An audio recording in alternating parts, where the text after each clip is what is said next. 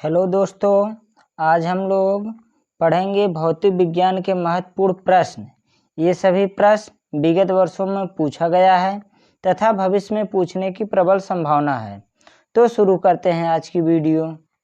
Question number first, बहुत ध्यान से देखिए, बहुत इंपॉर्टेंट क्वेश्चन है। क्वेश्चन नंबर फर्स्ट देखिए, कौन सी अदिश राशि है? इसका आंसर आप लोग देंगे। कौन सी अदिश राशि है? घनत्व। इसका ऑप्शन डी सही होगा। घनत्व एक अदिश राशि है। और कौन कौन सी राशियां अदिश होती हैं? ऊर्जा हो गया, आपका समय हो गया, कार्य हो गया, चाल हो गया, ये सब कैसी राशियां हैं? अदिश राशियां हैं। और आपका बल, विस्थापन, वेग, ये कैसी राशियां हैं? ये सदिश राशियां हैं। देखिए, अब अदिश राशियां और सदिश राशियां कहते किसे हैं? अदिश राशि वे भौतिक राशियां जिनमें केवल परिणाम होता है, दिशा नहीं, उन्हें अदिश राशि कहते हैं। सदिश राशियां, इसमें परिणाम के साथ साथ दिशा की भी आवश्यकता होती है, उन्हें सदिश राशि कहते हैं। क्वेश्चन नंबर 2 देखेंगे बहुत ध्यान से। क्वेश्चन नंबर 2 बहुत इंपॉर्टेंट क्वेश्चन है। इसका आंसर आप लोग बताइए। पास्कल इकाई है, इसका आंसर बताइए। पास्कल इकाई है किसका? दाब का। इसका ऑप्शन नंबर बी वाला सही है, दाब। और देखिए, इसमें इसका चारों ऑप्शन देख लीजिए। आर्द्रता, आर्द्रता किस उपकरण से मापते हैं? हाइग्रोमीटर से आर्द्रता मापते हैं। वर्षा किससे मापते हैं? रेन गेज से मापते हैं। तापमान, अगर बॉडी का टेम्परेचर मापना हो तो किससे मापेंगे? थर्मामीटर से। आप लोग ये क्वेश्चन का आंसर कमेंट बॉक्स में बताएंगे। वायुमंडलीय दाब, वायुमंडलीय दाब किससे मापा जाता है? बैरोमीटर से। चलिए question number third. Question number third बहुत ही इंपॉर्टेंट है। ये कई एग्जाम में पूछा जा चुका है। एक अश्व शक्ति बराबर होता है, एक अश्व शक्ति बराबर होता है, इसका आप लोग आंसर बताइए।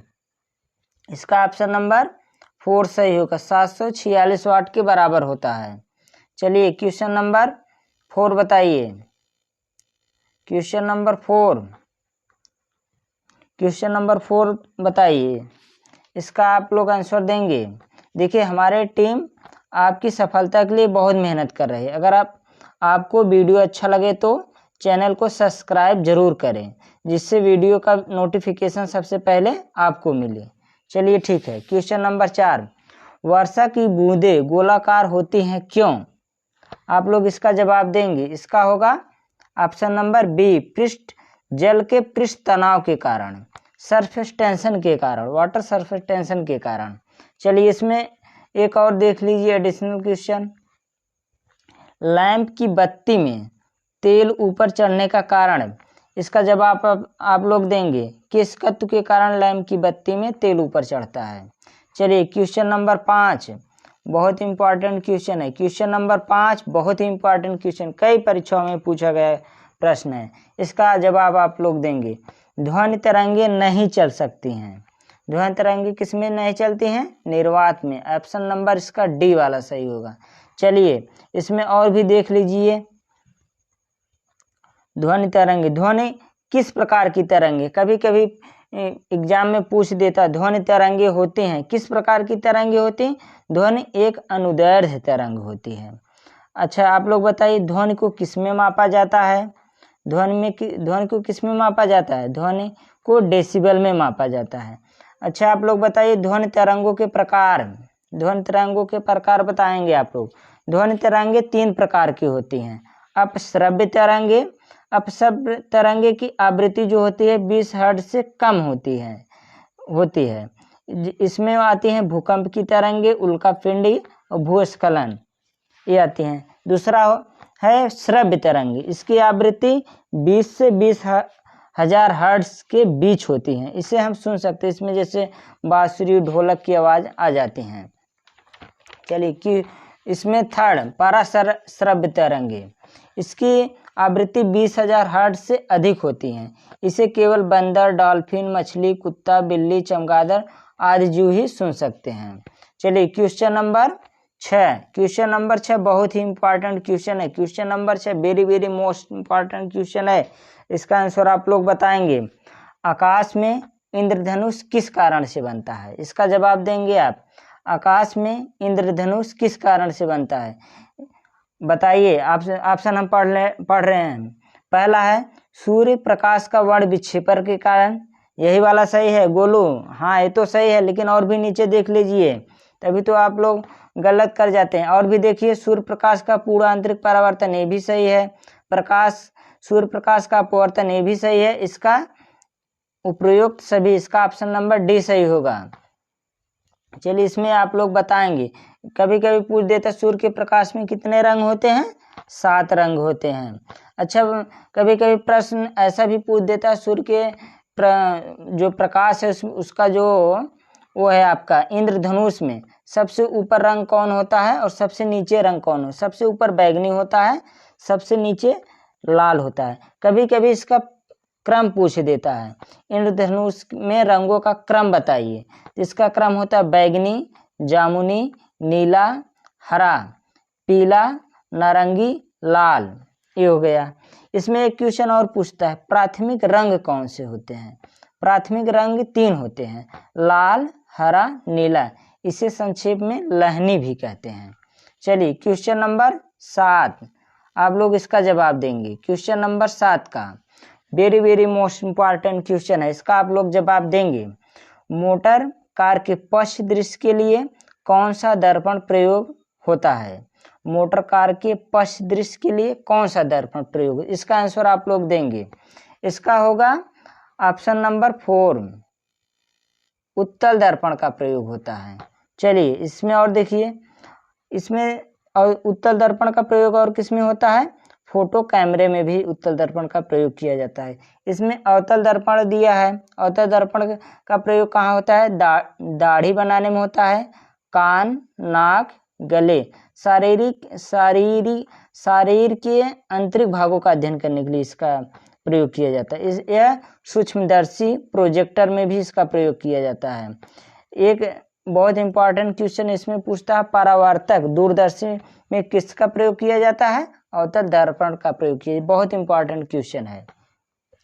इसी में एक क्वेश्चन और पूछता है, पानी में हवा का बुलबुला किस लेंस की तरह व्यवहार करता है?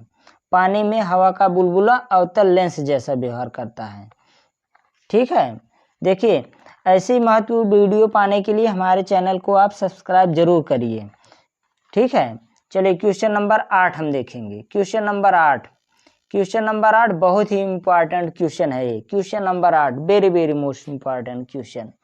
देखिए, निकट दृष्टि दोष पीड़ित व्यक्ति के चश्मे में किस लेंस का प्रयोग होता है? निकट दृष्टि दोष पीड़ित व्यक्ति के चश्मे में किस लेंस का प्रयोग होता है? इसका आप लोग आंसर देंगे। इसका होगा ऑप्शन 3, अवतल लेंस का प्रयोग होता है। इसमें किसका प्रयोग होता है? अवतल लेंस का प्रयोग होता है। चलिए, इसके बारे में और भी जान लीजिए। निकट दृष्टि दोष में होता क्या है? निकट दृष्टि दोष में निकट की वस्तु को हम साफ देख सकते हैं, दूर की वस्तु को साफ नहीं देख सकते हैं। निकट दृष्टि दोष को और किस नाम से जाना जाता है? बहुत इंपॉर्टेंट है, मायोपिया के नाम से जाना जाता है। निकट दृष्टि दोष होता क्यों है? आप लोग बताएंगे इसका आंसर। निकट दृष्टि दोष होने का कारण एक ही का है, नेत्र लेंस व रेटिना के मध्य की फोकस दूरी बढ़ जाती है, इसीलिए निकट दृष्टि दोष होता है। चलिए, क्वेश्चन नंबर 9 देखेंगे। बहुत इंपॉर्टेंट क्वेश्चन है। क्वेश्चन नंबर और बहुत ध्यान से आप देखेंगे, बहुत ही ध्यान से देखिए, ये पूछने का इसका प्रबल संभावना। सूर्य में ऊर्जा का निर्माण होता है। सूर्य में ऊर्जा का निर्माण किससे होता है? नाभिकीय संलयन द्वारा। ऑप्शन नंबर 20 का सही है, नाभिकीय संलयन द्वारा। अगर पूछ दे आपको तारों में ऊर्जा का निर्माण किससे होता है, तब लगाएंगे आप नाभिकीय विखंडन द्वारा। अगर तारों में ऊर्जा का निर्माण कैसे होता है, तब नाभिकीय विखंडन द्वारा आप लोग लगाएंगे। चलिए, क्वेश्चन नंबर 10 देखेंगे। बहुत ही इंपॉर्टेंट क्वेश्चन है। क्वेश्चन नंबर 10 बहुत इंपॉर्टेंट क्वेश्चन है। भूकंप की तीव्रता मापने वाले यंत्र को कहते हैं? भूकंप की तीव्रता मापने वाले यंत्र को क्या कहते हैं? सिस्मोग्राफ कहते हैं। इसका ऑप्शन नंबर डी वाला सही है, सिस्मोग्राफ। इसका ऑप्शन और देख लीजिए चारों। डायनमो का क्या कार्य है? अगर कभी कभी एग्जाम में पूछ देता है, पूछ दिया डायनमो का कार्य क्या है। डायनमो क्या होता है, यांत्रिक ऊर्जा को विद्युत ऊर्जा में बदलता है।